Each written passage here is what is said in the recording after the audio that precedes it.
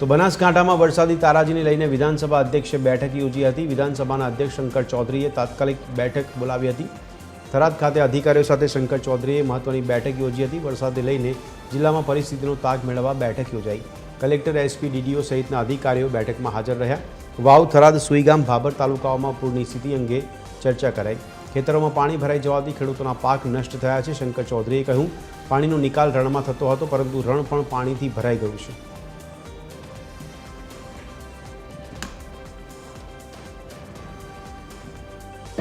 રણ પ્રદેશની અંદર પાણીનો નિકાલ જનરલી અહીંથી થતો હોય છે, પરંતુ રણ પણ બધું ભરેલું છે અને પાકિસ્તાન બાજુથી પણ પાણી આવી રહ્યું છે અને બીજી બાજુ રાજસ્થાનનો જે વિસ્તાર છે ત્યાંથી લુણી નદી અને તેનું પાણી પણ આ રણમાં આવ્યું છે। બધું પાણી એક જગ્યાએ એકઠું થયું છે અને પશ્ચિમ દિશાથી પૂર્વ દિશા તરફ આવતો પવન છે, તો મોજા જે આવે છે આ પાણી, જે વરસાદનું પાણી જે રણમાં નિકાલ થવું પડે તેના બદલે સામે બેક મારી ગયું છે, જેથી કરીને રણની અંદર પણ 5-7 ફૂટ પાણી અને ખેતરોની અંદર પણ ઘણી જગ્યાએ 5 ફૂટ, 7 ફૂટ, 10 ફૂટ સુધીનું પાણી અહીંયા સંગ્રહાઈ રહ્યું છે। બનાસકાંઠામાં શંકર ચૌધરીએ પૂરગ્રસ્ત વિસ્તારોની મુલાકાત લીધી। થરાદમાં શંકર ચૌધરીએ ટ્રેક્ટર પર બેસી સ્થિતિનું નિરીક્ષણ કર્યું। શંકર ચૌધરીએ થરાદમાં વરસાદ બાદની તારાજી અંગે તાગ મેળવ્યો। થરાદની બજારમાં વરસાદ બાદ ચોતરફ માત્ર પાણી જ પાણી છે। સમગ્ર સ્થિતિનું વિધાનસભા અધ્યક્ષે નિરીક્ષણ કર્યું હતું। અમારે સાહેબ મામલદાર સાહેબના પાછળના ક્વાર્ટરમાં 20-25 ઘર છે, બધા પાણીમાં ભરાઈ ગયા છે અને કાલ રાતે કોઈ રાતે આવ્યો, કોઈ દાડે 5 વાગે આવ્યા, રાતે 2 વાગે આવ્યા, એમ ત્રણે બધે ભેગા 6 છે અને કોઈ અત્યારે અમારી સાહેબે બધી વ્યવસ્થા પૂરી કરી આલી છે અને અહીંયા અમારે બધું જળાબળ થઈ ગયું છે। કેટલા લોકો તમે ત્યાં પાણી કેટલા હતા અને કેટલા લોકો 20-25 ઘર હતા, બધા અહીં આવ્યા રહો સાહેબ, બધાને જળાબળ થઈ ગયું પાણીના અમારે છે। કેટલા પાણી રાતે આવ્યો 3 વાગે ગણા અમે હોદે જ પાણી આવી ગયું, તો બધા ધીરે ધીરે નીકળવા મળ્યા। વર્ષે શંકરભાઈ ચૌધરી નિરીક્ષણમાં પહોંચ્યા। સાહેબ, ખૂબ જ પાણી છે થરાદમાં, કઈ રીતની સ્થિતિ છે? આ પાણી છે અને નિકાલવાની વ્યવસ્થા થઈ રહી છે અને ઘણો બધા એરિયાની અંદરથી પાણી નીકળી પણ રહ્યું છે।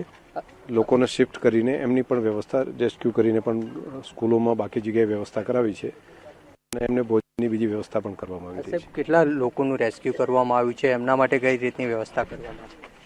અહીંયા જે છે સિટીની અંદર એ પણ લગભગ